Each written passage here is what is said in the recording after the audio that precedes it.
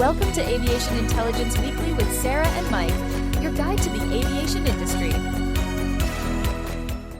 Welcome to Aviation Intelligence Weekly. I'm Sarah, joined as always by Mike, and today we're diving deep into Frontier Airlines' second quarter 2026 10Q filing, submitted to the SEC on July 29, 2026. This is a filing packed with one-time charges, a dramatic fuel cost story, and some genuinely consequential strategic moves. Mike, let's get right into it. Thanks, Sarah. And before we get into the numbers, let me give listeners the single sentence that captures this entire filing. If we reduce this filing to one sentence, it's this: Frontier Airlines is absorbing a controlled demolition of its old fleet structure, while revenue fundamentals improve sharply underneath the wreckage. That's a striking framing. And where does that put them in the business cycle? Based on this filing, Frontier Airlines is operating in a structural reset phase. This is not a normal contraction driven by demand weakness. Revenue is actually surging, but the company is simultaneously digesting fleet exits, regulatory penalties, and a fuel shock all at once. That combination puts this squarely in structural reset territory, and we'll come back to test that thesis at the end of the episode. Let's get into the numbers then. Walk me through the material changes in this quarter.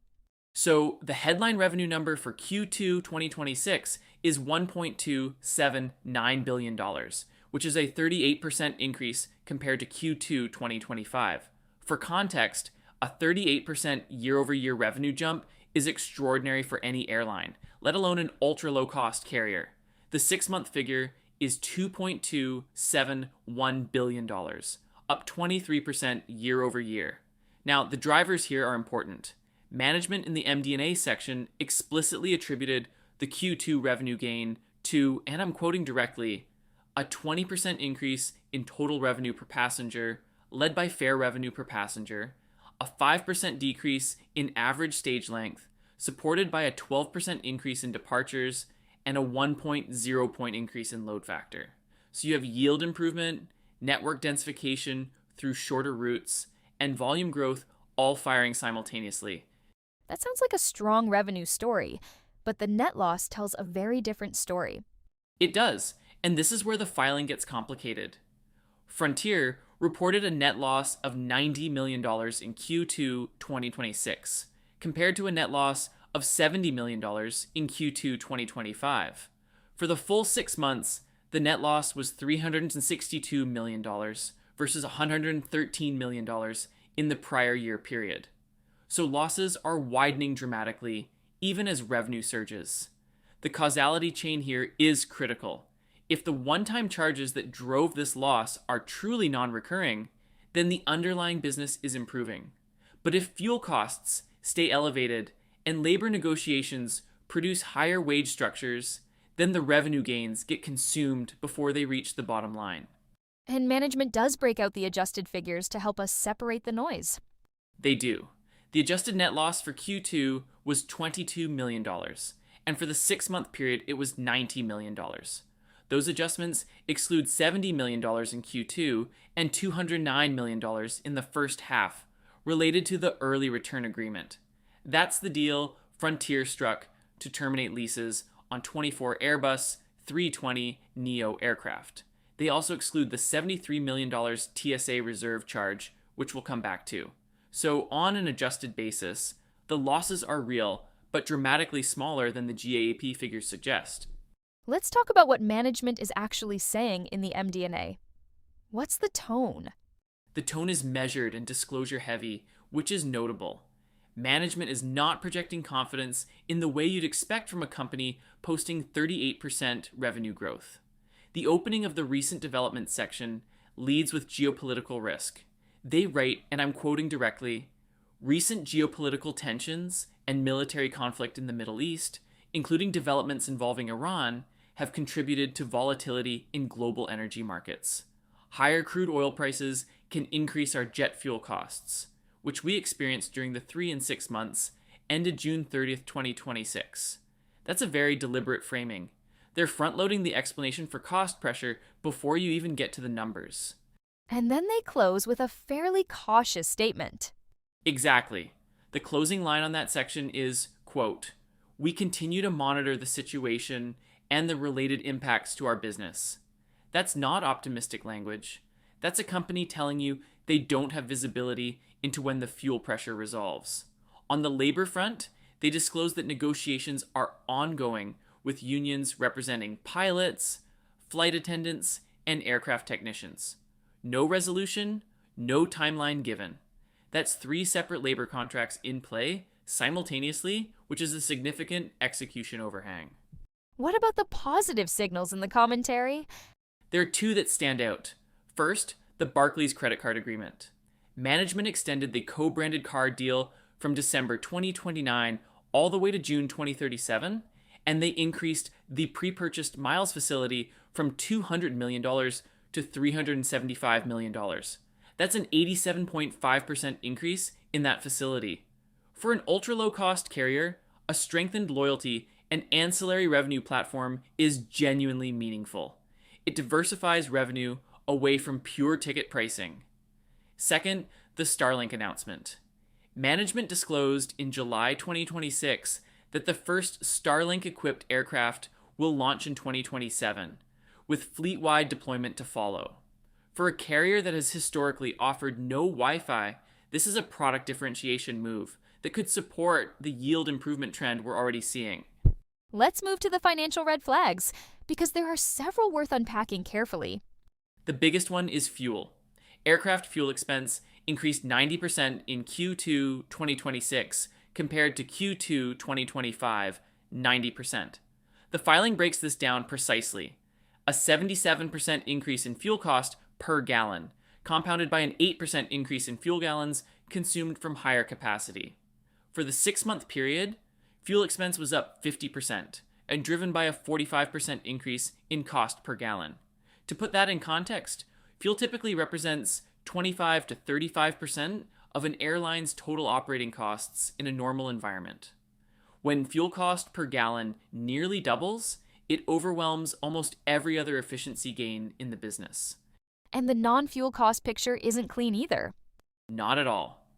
CASM excluding fuel, that's cost per available seat mile, the core unit cost metric for airlines, increased 13% in Q2 to 8.46 cents on only an 8% capacity increase. That means unit costs are rising faster than capacity, which is the wrong direction for an ultra-low-cost carrier whose entire business model depends on being the lowest cost operator. Now, management adjusts this to 7.84 cents, excluding the early return agreement charges, up from 7.50 cents in Q2 2025. That's still a 4.5% increase in adjusted unit costs. From a margin durability perspective, that's a yellow flag even after stripping out the one-time items. And then there's the TSA situation, which is genuinely unusual. This one deserves careful attention.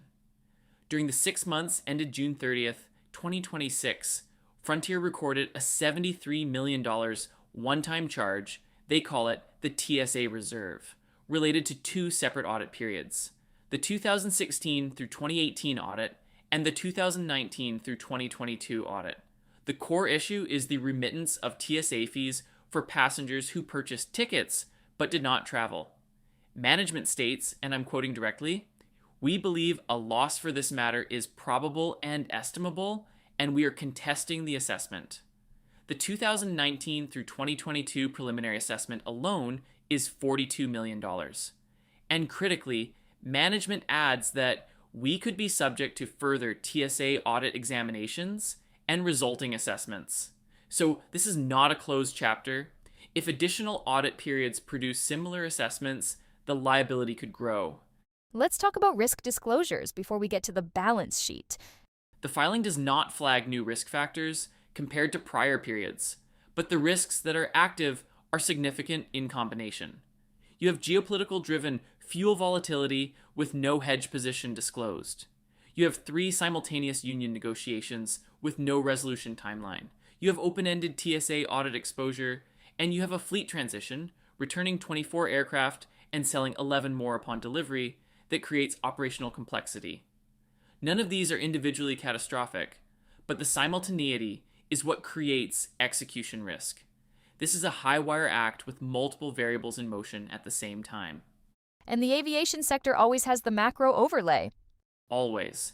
Management explicitly connects Middle East instability to supply chain risk as well, noting that related instability may create supply chain challenges affecting aircraft parts and other operational inputs. For an airline that just returned 24 aircraft and is managing a fleet in transition, parts availability is not an abstract concern. Let's get to the balance sheet and liquidity picture. How does Frontier look from a cash standpoint? The liquidity position is actually one of the more reassuring elements of this filing. As of June 30th, 2026, management disclosed total available liquidity of $1.156 billion, consisting of $936 million of unrestricted cash and cash equivalents and availability under their revolving credit facility. The XBRL data shows cash and equivalents of $772 million and total long-term debt of $588 million. So the company holds more cash than it carries in long-term debt, which is a structurally sound position for an airline running at a loss. That's a meaningful cushion, given the losses we've been discussing. It is, and the Barclays Amendment adds another dimension here. By increasing the pre-purchased miles facility from $200 million to $375 million and extending it to 2037, Frontier has effectively secured a long-duration liquidity backstop through its loyalty program. Pre-purchased miles facilities function as a form of advance financing. The airline receives cash from the bank in exchange for miles, which are then redeemed by cardholders over time. Extending that to 2037 and expanding it by $175 million is a meaningful balance sheet strengthening move. What about the fleet transaction cash flows? The aircraft sale agreement is worth flagging here. In June 2026, Frontier entered an agreement to sell 11 Airbus 321 NEO aircraft at the time of delivery from their existing purchase agreement. 3 of those deliveries are expected in Q4 2026, and 8 are anticipated in the first half of 2027. This is a capital-light pivot. Instead of taking delivery and then leasing the aircraft back, they're selling at delivery. That generates cash inflows and avoids adding lease obligations to the balance sheet. From a capital allocation lens, this is management actively managing the balance sheet in real time. Let's talk about the segment picture. Frontier is a single segment carrier, but there's still a story to tell at the unit economics level. Right. Frontier doesn't break out geographic or business segments the way a network carrier would, but the unit economics tell a clear story. On the revenue side, adjusted RASM, revenue per available seat mile, improved from 9.08 cents in the first half of 2025 to 11.21 cents in the first half of 2026. That's a 23% improvement in revenue productivity per unit of capacity. That is a genuinely strong number. For reference, ULCC carriers have historically operated in the 8 to 10 cent RASM range. So 11.21 cents represents a meaningful step up. And the cost side of that unit equation? That's where the tension lives. Adjusted CASM, excluding fuel for the 6-month period, was 8.31 cents, up from 7.37 cents in the prior year. That's a 12.8% increase in adjusted unit costs. So RASM is up 23%, but adjusted unit costs excluding fuel are up nearly 13%. And then you layer fuel on top of that. The fuel cost per gallon, surge of 45% for the 6-month period, is the single largest margin compressor in this filing. If you strip out fuel and one-time charges, the underlying unit economics are actually moving in the right direction. Revenue productivity is outpacing non-fuel cost growth. But fuel is not a small line item you can ignore. Let's close with what traders and analysts should be watching, and let's revisit that core thesis. There are 3 specific metrics I'd put on the monitoring list. First, fuel cost per gallon trajectory. Management cited geopolitical tensions as the driver of the 77% Q2 increase in fuel cost per gallon. If Middle East tensions de-escalate and crude oil pulls back, the adjusted unit economics of this business look considerably better. Second, the outcome of the 3 simultaneous union negotiations. Frontier's salaries, wages, and benefits were up only 5% in Q2, relatively modest, but that's before any new contract settlements. New pilot and flight attendant contracts at legacy carriers have come in with substantial increases. And if Frontier's negotiations follow that pattern, the labor cost line could accelerate sharply. Third, watch the TSA audit exposure. Management was explicit that further audit examinations are possible. Any new assessment would add to the $73 million already reserved. And the counter thesis, what would prove us wrong? Here's the precise counter thesis test. If adjusted RASM holds above 11 cents through the second half of 2026, while fuel costs normalize toward prior year levels, and if the fleet transition completes without additional one-time charges, then the structural reset thesis is wrong. And what you actually have is a company that has successfully repriced its product, right-sized its fleet, and is emerging into a mid-cycle expansion. That would be a very different investment case. And revisiting the core thesis from the top of the episode? The evidence from sections 2 through 7 confirms the thesis, but with a nuance. The controlled demolition framing holds $209 million in early return agreement charges, $73 million in TSA reserves, a 90% fuel cost spike in Q2. That is a lot of simultaneous damage. But the revenue fundamentals underneath are genuinely strong. A 38% revenue increase, a 23% RASM improvement on a 6-month basis, and a loyalty platform that just got extended to 2037. The question this filing cannot answer is whether management can execute the fleet transition, close 3 labor contracts, and absorb fuel volatility, all at the same time, without burning through that $1.156 billion liquidity cushion. At current adjusted loss rates, the balance sheet provides runway, but it is not unlimited. This equity trades like a turnaround story, not a stable operator, and the valuation should reflect that execution premium accordingly. Mike, that's a thorough breakdown, thank you. And for our listeners, a quick reminder, everything we've discussed today is grounded exclusively in Frontier's 10Q filing for the second quarter of 2026. Nothing in this episode constitutes investment advice. We are analysts of public filings, not financial advisors. Please consult a qualified professional before making any investment decisions. I'm Sarah, he's Mike, and this has been Aviation Intelligence Weekly. We'll see you next week.